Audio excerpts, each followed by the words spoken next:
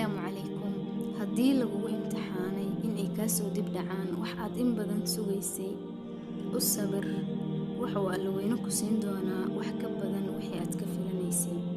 Cidna in badan ha ku kalsoonaan, xitaa ciiddii lagaa abuuray ayaa maalin lagugu aasi doonaa. Qofkii u maqnaadaa si ula kac ah in la hilmaamaahina waa waajib. Nolosha ayaa ku bari doonta in aan qofna si aad ah loogu tiirsanaan weligaa. Kuma fahmi doonaan ilaa laba maahane. Midkood waxa uu soo maray xaaladaada oo kale, kan kalaahina waa mid si dhab ah kuu jecel.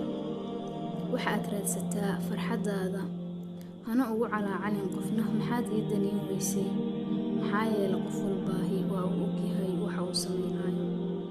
Iskaga tag halka aad ku dareento in aysan wax macno ah u lahayn joogitaankaaga.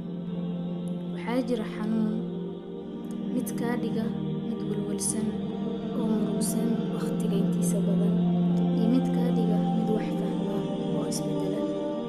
Sharaftaadu waa naftaada labaad ama ruuxdaada labaad ee xafido si aadan u dhiman laba mar.